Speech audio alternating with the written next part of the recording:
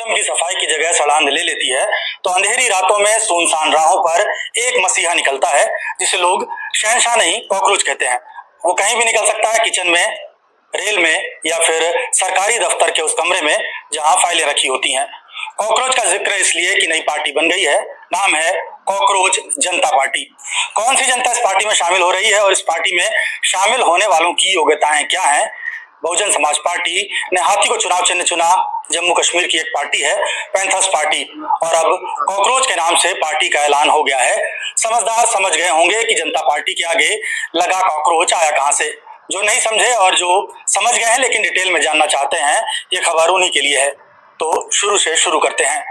जिस दिन सीजीआई सूर्यकांत ने कॉकरोच वाली टिप्पणी की उसी दिन यानी 16 मई को अभिजीत डिप्के ने सोशल मीडिया एक्स पर लोगों से कॉकरोच जनता पार्टी में रजिस्टर करने की अपील की।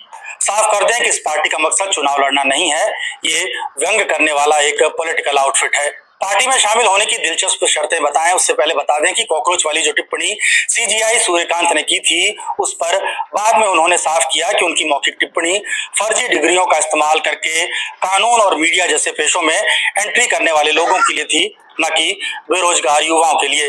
फिर भी इस टिप्पणी ने ऑनलाइन सनसनी मचा दी। अब आते हैं उन 4 योग्यताओं पर जो आप में हैं, तभी आप कॉकरोच जनता पार्टी में शामिल हो सकते हैं। पहली है बेरोजगारी, दूसरी आलसी होना यानी डले रहो पड़े रहो, तीसरी योग्यता एक लत ऑनलाइन रहने की, चौथी है प्रोफेशनली तरीके से भड़ास निकालने की क्षमता। कॉकरोच जनता पार्टी बनाने वाले अभिजीत अमेरिका की बॉस्टन यूनिवर्सिटी में पब्लिक रिलेशन की मास्टर डिग्री कर रहे हैं। वो 2020 से 2023 तक आम आदमी पार्टी की सोशल मीडिया टीम में भी वॉलंटियर रह चुके हैं। द हिंदू अखबार से बात करते हुए अभिजीत ने कहा कि कॉकरोच जनता पार्टी माननीय मुख्य न्यायाधीश के उस बयान के खिलाफ युवाओं की असहमति है जिसमें उन्होंने युवाओं को कॉकरोच और परजीवी करार दिया था। भारत जैसे लोकतंत्र में इसे स्वीकार नहीं किया जा सकता, जहां संविधान और अभिव्यक्ति की स्वतंत्रता के संरक्षक माने जाने वाले सुप्रीम कोर्ट के सीजीआई युवाओं की आलोचना कर उनका अपमान करते हैं। वो आगे कहते हैं कि अगर युवाओं को अपनी आवाज पहुंचाने के लिए कॉकरोच बनना पड़े तो हम इस पहचान को अपनाते हैं, इसीलिए हमने अपना नाम रखा है कॉकरोच जनता पार्टी। हमने आपको पहले ही बताया कि एक सैटिरिकल पॉलिटिकल पार्टी है। पार्टी के मिशन और विजन को लेकर कॉकरोच जनता पार्टी ने वेबसाइट पर लिखा है कि हम यहाँ ना तो एक और पीएम केयर्स योजना शुरू करने आए हैं, ना ही टैक्स पेयर की सैलरी पर दावोस में छुट्टियां मनाने आए हैं, ना ही भ्रष्टाचार को रणनीतिक खर्च के तौर पर रीब्रांड करने आए हैं।